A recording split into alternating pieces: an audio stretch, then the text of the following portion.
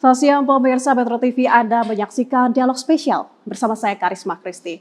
Pemirsa, dalam mensukseskan suatu pembangunan tentu harus ada campur tangan dari Dewan Perwakilan Rakyat Daerah. Dalam kali ini saya sudah bersama dengan Wakil Ketua 2 DPRD Waikanan Bapak Romli. Kita akan membahas seperti apa sih sebenarnya untuk mewujudkan infrastruktur di Kabupaten Waikanan. Tentunya DPRD juga penting sekali ini untuk membahas dan juga menyetujui APBD. Selamat siang Pak Romli. Selamat siang. Apa kabar Bapak? Alhamdulillah baik. Baik ya Pak Romli ya. Tadi saya sudah menyentil sedikit terkait infrastruktur di Kabupaten Waikanan. Menurut pandangan Anda sebagai Dewan Perwakilan Rakyat Daerah, seperti apa infrastruktur di Waikanan, Pak Romli? Infrastruktur Waikanan. Ya, sebelum saya menjawab, saya ucapkan terima kasih. Assalamualaikum warahmatullahi wabarakatuh. Yang mana telah mengundang saya kayaknya baru kali ini saya di Lampung Pos ya. Kalau kita bicara masalah infrastruktur Waikanan, memang agak rumit. Kenapa agak rumit? Karena Waikanan itu sangat luas. Banyak jalan provinsi itu 261,90 km. Itu jalan provinsi saja. Jalan kabupatennya 21.090 km. Kalau jalan lintas, jalan negara yang dilintas itu cuma 81 sekian. Nah, yang jadi permasalahan, kita tentu sudah maksimal selama ini bersama pemerintah daerah. Bagaimana caranya agar infrastruktur di Waikanan dapat baik. Tapi yang jadi masalah adalah masalah pendanaan. Itu yang pertama, faktor pertama. Yang kedua, Waikanan itu banyak perusahaan-perusahaan. Perusahaan-perusahaan itu yang setiap hari dilintasi mobil-mobil itu kendaraan yang bermuatan lebih tonase. Overload seperti itu ya Pak ya? Nah, tentu tidak bisa bertahan lama, walaupun kita sudah bangun, mungkin baru setahun atau 2 bulan dia sudah rusak kembali. Nah, sementara perusahaan-perusahaan seperti CPO, sawi, gula ya, di sana kan ada pabrik tebu ya, di gula. Kita Waikanan hanya mendapat CSR. Nah, terus kalau dari provinsi DBH. Sementara pajak-pajaknya itu kan ke pusat dan provinsi. Nah, itu sangat menjadi tantangan bagi kita. Sementara APBD kita sangat kecil sekali untuk infrastruktur. Apalagi di masa-masa pandemi COVID kemarin. Kita 2020, 2021 kita hampir katakan tidak ada pembangunan infrastruktur. Baru 2022. Itu pun tidak bisa maksimal karena anggarannya menurut saya jauh yang kita harapkan. Sangat kecil sekali.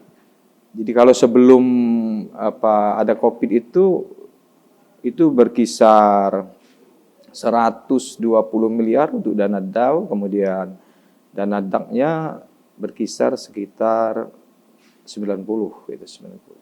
Tapi setelah sekarang itu kemarin tahun 2022 itu hanya dana DAK-nya hanya 46 miliar, dana DAU-nya 37 miliar.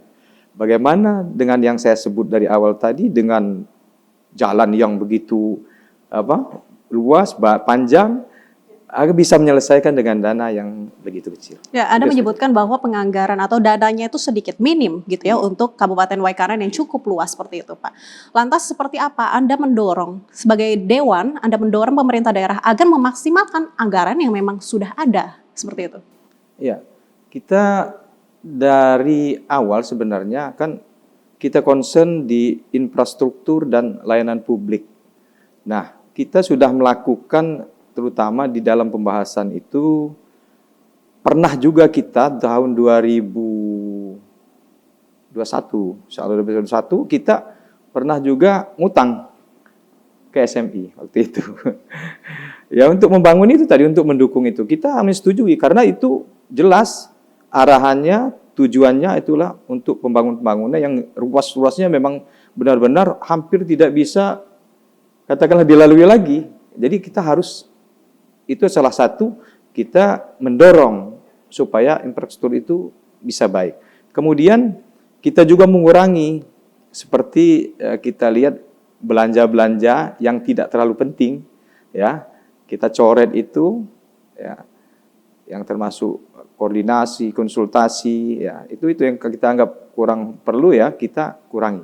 Termasuk tahun ini kita di anggaran sudah merencanakan, ini kita lagi pembahasan nih, termasuk tukin itu akan kami kurangi karena itu kan tukin itu menurut kita, menurut aturannya disesuaikan dengan kemampuan daerah. Kalau daerah kita tidak mampu, ya kita kurangi demi untuk masyarakat, yaitu kita memperbaiki infrastruktur. Itu yang diantaranya yang sudah kami lakukan. Ya, 2 poin tadi adalah kondisi jalan dan juga pelayanan publik ya Pak ya, yang dikedepankan seperti itu. Seperti apa kondisi jalan di Kabupaten Waikanan? Kita rate saja Pak, misalkan 1 sampai 10. Di angka berapa kondisi jalan di Waikanan menurut Anda? Menurut saya di Waikanan itu kondisi jalannya yang rusak berat lebih kurang mungkin sekitar 30% lah yang rusak berat. Yang rusak ringan itu yang berkisar mungkin 50%, ya. Yang baik mungkin 25%. Yang tidak bisa dilalui mungkin ada sekitar 10%-an. Ya, baik. Itu menurut pandangan Anda ketika Anda memonitoring ya Pak ya, bersama teman-teman DPRD lainnya seperti itu ya? Ketika kita turun ke bawah seperti reses, jaring asmara, ya memang nyatanya memang betul yang menjadi keluhan masyarakat itu salah satunya yang hampir setiap saat kita turun yang kita dengar adalah masalah infrastruktur. Ya, baik. Lalu untuk pelayanan publik Pak, seperti apa? Apakah sudah maksimal menurut Anda? Ya menurut saya belum maksimal. Apa yang belum maksimal menurut Anda Pak? Ya sekarang contoh masalah di kesehatan. Kita tentu masih banyak kekurangan, terutama kekurangan di SDM-nya, kemudian pelayanan, kemudian tempat-tempat seperti puskesmas gitu kan.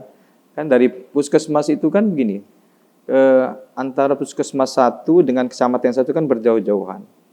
Kemudian ketika kita ada masyarakat kita yang sakit, gitu kan, butuh perawatan yang lebih, berarti kan tidak bisa di puskesmas kan, itu harus kita bawa ke rumah sakit. Nah jarak rumah sakit itu dari puskesmas itu sangat jauh sekali.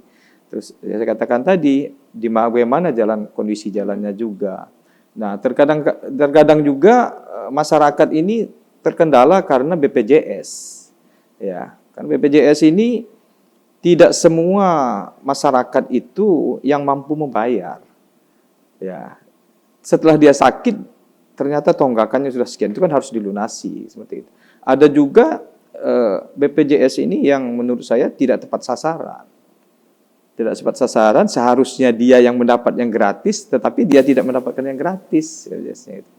Nah, kemudian pelayanan itu menjadi keluhan juga, maupun yang di tingkat puskesmas, apalagi yang di tingkat rumah sakitnya.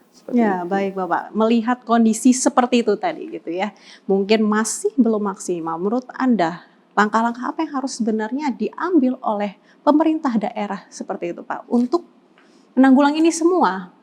Atau setidaknya sedikit bergerak lebih maju untuk pelayanan publik dan juga untuk kondisi jalan ini sendiri? Iya, ya tentunya yang pertama harus ada langkah-langkah dari pemerintah daerah itu bagaimana supaya masyarakat ini sehat dulu.